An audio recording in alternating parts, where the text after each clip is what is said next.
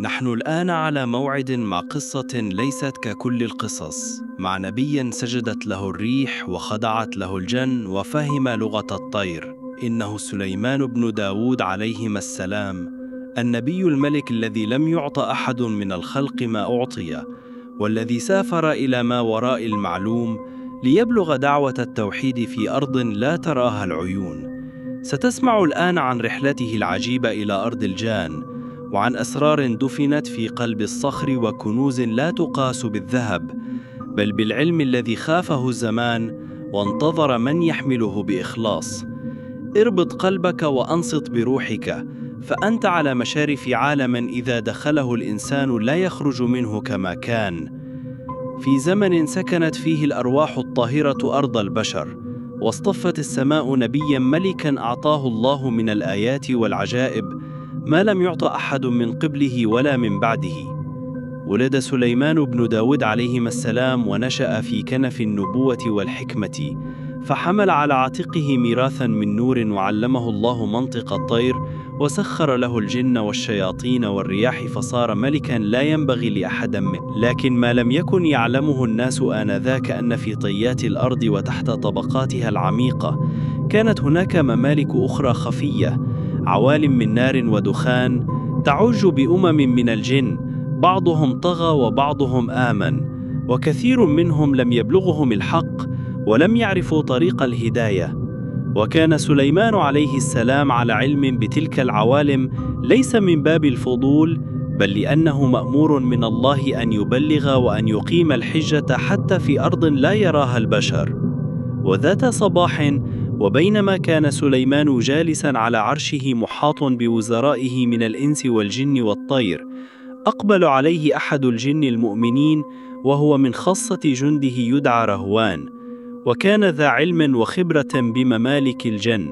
فقال: يا نبي الله، إن في أعماق الأرض أقواما من الجن لم يبلغهم نبأك ولم يعرفوا ربك، وقد كثرت طغيانهم وعبدوا النار والذهب وسخروا منهم دونهم، وادعوا أن لا سلطان لبني آدم عليهم ولا لرب السماء سلطانا في أرضهم.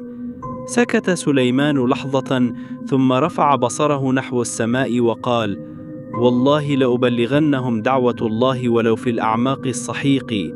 فنادى الريح وكانت مطيعة بأمر الله، وجعل من رهوان دلينا له، وركب في موكب مهيبا الجن من حوله كأنهم سيل أسود، والطير تظلله بأجنحتها، والرياح تحمل عرشه فوق الجبال والبحار. سارت الرياح بهم إلى باب خفي في باطن الأرض لا يعرفه إلا الجن، وهناك دخلوا عالما لا يشبه ما عهدناه، أرض مقلوبة يسكنها الدخان وأنهارها من نار، وسماؤها رماد، ومبانيها من حجارة سوداء تلمع كالحديد المصهور.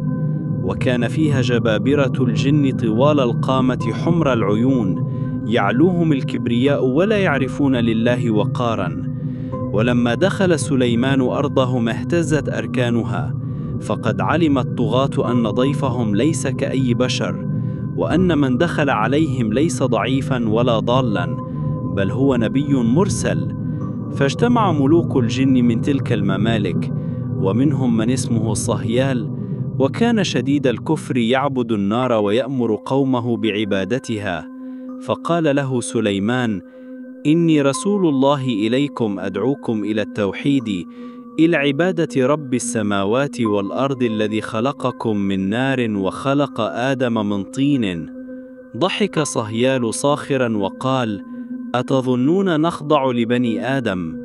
نحن من سكن الأرض قبلكم ومن مشى على. فقال له سليمان بثبات: لقد طغى قوم نوح فأغرقهم الله، وطغى عاد فأهلكهم بالريح العقيم، ولن تعجز الله إن كفرتم. إنما أمرنا أن نقيم الحجة، فمن أطاع فله الجنة، ومن عصى فالنار مأواه. هنا اضطربت أرض الجن، فبعضهم هزأوا كلام الحق